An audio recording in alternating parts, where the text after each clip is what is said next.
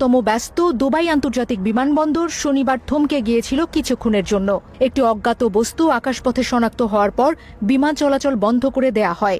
প্রত্যক্ষদর্শীরা জানান, বিকট বিস্ফোরণের শব্দের পর রানওয়ের কাছেই ধোঁয়ার কুণ্ডলী দেখা গেছে। যদিও সরকার একে সামান্য ঘটনা বলে ধামাচাপা দেওয়ার চেষ্টা করেছে, কিন্তু ছড়িয়ে পড়া ভিডিও বলছে অন্য কথা। ইরানের প্রেসিডেন্ট যেখানে উপসাগরীয় দেশগুলোর কাছে আগের হামলার জন্য ক্ষমা চেয়েছেন, ঠিক তার কয়েক ঘণ্টা পরেই দেশটির বিচার বিভাগীয় প্রধান কড়া ভাষায় জানিয়েছেন, যেসব দেশ শত্রুর হাতের পুতুল হিসেবে কাজ করছে তাদের উপর হামলা চলতেই থাকবে। অন্যদিকে যুদ্ধের দামামা বাজিয়ে ইরান দাবি করেছে তারা বাহরাইনে অবস্থিত যুক্তরাষ্ট্রের জুফিয়ার ঘাঁটিতে সফল হামলা চালিয়েছে।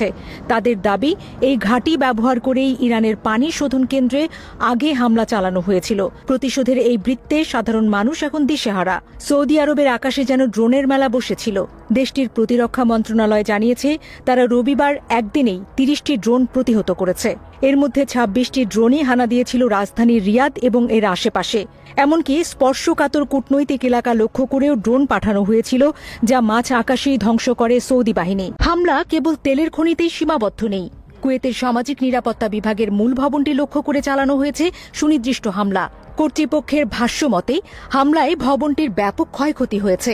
নিরাপত্তার খাতিরে রবিবার সাধারণ দর্শনার্থীদের জন্য ভবনের প্রবেশদ্বার বন্ধ রাখা হয়। জনমনে এখন একটাই প্রশ্ন, এরপর লক্ষ্যবস্তু হবে কোনটি? মরুভূমির দেশে পানির অপর নাম জীবন, আর সেই জীবনেই আঘাত এনেছে ইরান। বাহরাইন স্বরাষ্ট্র মন্ত্রণালয় অভিযোগ করেছে, ইরানের একটি ড্রোন তাদের পানি শোধন কেন্দ্রে আঘাত এনেছে। বেসামরিক অবকাঠামো লক্ষ্য করে তেহরানের এমন এলোপাথারি হামলার তীব্র নিন্দা জানিয়েছে মানামা। যদিও সরকার আশ্বস্ত করেছে যে পানি সরবরাহে কোনো বিঘ্ন ঘটেনি। সংযুক্ত আরব আমিরাতের আকাশে যখন ক্ষেপণাস্ত্রের মেঘ, তখন দেশটির প্রেসিডেন্ট মোহাম্মদ বিন জায়েদ আল নাহিয়ান এক বিরল টেলিভিশন ভাষণে জাতির উদ্দেশ্যে বলেন, আমরা এখন যুদ্ধের মধ্যে দিয়ে যাচ্ছি। তবে তিনি প্রত্যয় ব্যক্ত করেন, এই সংকট কাটিয়ে আমিরাত আরও শক্তিশালী হয়ে ফিরে আসবে।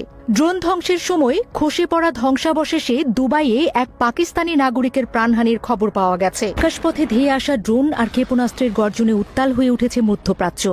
ইরান ও প্রতিবেশী দেশগুলোর মধ্যে চলমান এই সংঘাত এখন এক ভয়াবহ রূপ নিয়েছে।